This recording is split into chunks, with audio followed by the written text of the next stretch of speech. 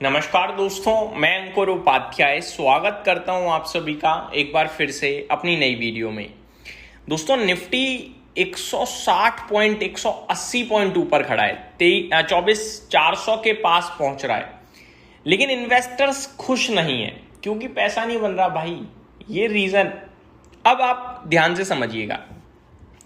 Nifty 185 point ऊपर है और सेंसेक्स 570 पॉइंट ऊपर है। अब आप मेरे को ये बताओ, सेंसेक्स में कितने स्टॉक्स हैं, निफ्टी में कितने स्टॉक्स हैं? निफ्टी में 50, सेंसेक्स में है 30। अब और जो सेंसेक्स में 30 कंपनियां हैं ना, वो निफ्टी में भी हैं। ऐसा नहीं है कि टोटल 80 हो गए, नहीं, टोटल 50 कंपनी ही है।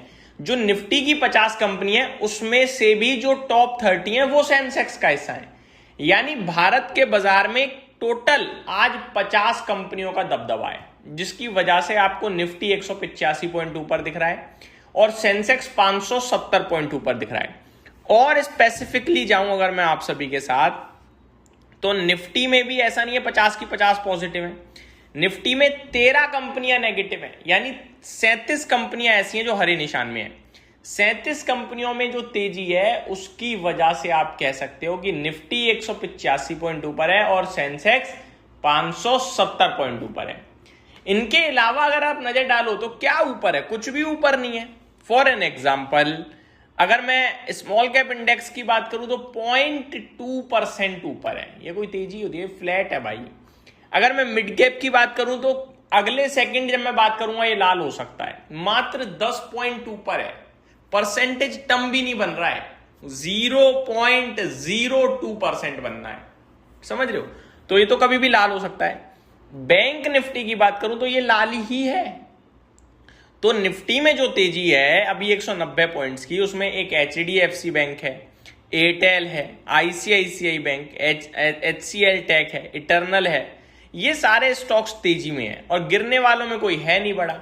एसबीआई ये जो सबसे ज्यादा निफ्टी को ड्रैग कर रहा है वो 7 पॉइंट कर रहा है केवल। दूसरे नंबर पे एक्सिस बैंक है जो केवल 4 पॉइंट कर रहा है। तो नीचे धकेलने के लिए कोई नहीं है, ऊपर ले जाने के लिए बहुत है। इसलिए निफ्टी में आपको तेजी दिख रही है और ब्रॉडर मार्केट आपको ठप्प दिख रहा है बिल्कुल। अब ये कहना बेकार है कि भाई क्या करें, बाजार चल रहा है, पोर्टफोलियो की तो धज्जी उड़ी पड़ी है, कौन सी तेजी, कहां की तेजी, फलाना ठिकाना। देखो, इन सब में कुछ नहीं रखा। जो तेजी में है वो है, जो नहीं है वो नहीं है। लार्ज कैप का दिन है, लार्ज कैप चल रही है, स्मॉल कैप मिड कैप का नहीं है, ब्रॉडर मार्केट का नहीं है, नहीं चल रही। लार्ज कैप का चलने का मतलब होता है कि कोई बड़ा इन्वेस्टर है जो पैसा डाल रहा है, ये समझिए आप।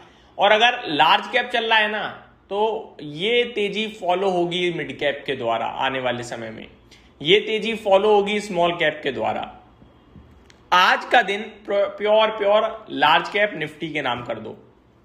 और अभी 3 घंटे बचे हैं भाई बाजार बंद होने में।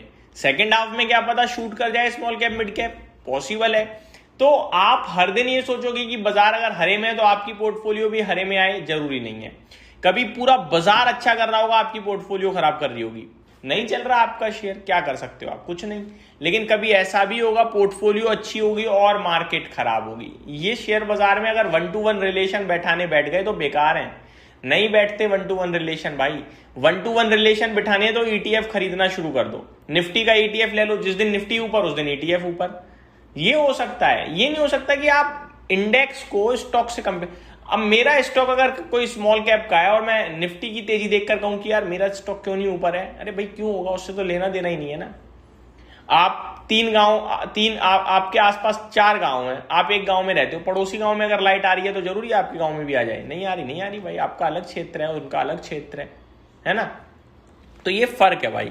तो मार्केट ऊपर नहीं है। अब सवाल ये उठता है कि क्या करें? कुछ नहीं भाई, ये सब चलता रहता है, ये पार्ट ऑफ गेम है। तो आप ये समझो आज दिन ही नहीं है स्मॉल कैप मिड कैप का। हो सकता है मंडे चल जाए स्मॉल कैप मिड कैप और मार्केट सुस्त हो। वैसे ही मार्केट तो अपने टॉप पॉइंट पे पहुंच ही गया है। अब यहाँ पे कंसोलिडेशन या फिर नीचे आने का ज्यादा चांसेस है ऊपर जाने की अपेक्षा। यहाँ से 24,400 से ऊपर थोड़ी चले जाओगे आप विदाउट रीजन भाई। 24,400 के ऊपर जाने के लिए ज्यादा से ज्यादा 24,500 हो जाओगे, लेकिन उसके ऊपर जाने के लिए आपको चाहिए भाई कुछ। आपका कच्चा तेल ऑलरेडी नीचे है, उससे नहीं जाओगे अब आप। ग्लोबल मार्केट में तेजी है तो वो भी नहीं आपको खींच पाएगा।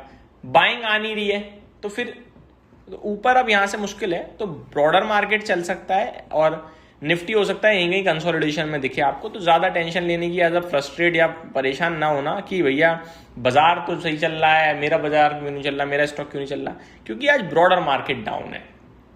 तो ये आपके लिए एक अपडेटेड वीडियो थी मेरी तरफ से कि अगर कोई परेशान हो रहा है, क्योंकि मैंने कुछ कमेंट्स देखे, कह रहे भाई कहाँ है बाजार में तेजी, मेरी पोर्टफोलियो तो आज भी नीचे है, मेरा तो शेयर ही बेकार। ये सब कुछ नहीं होता भाई, समय समय की बात है। तो ये मेरी तरफ से update. Thank you so much for watching this video. Have a great day guys.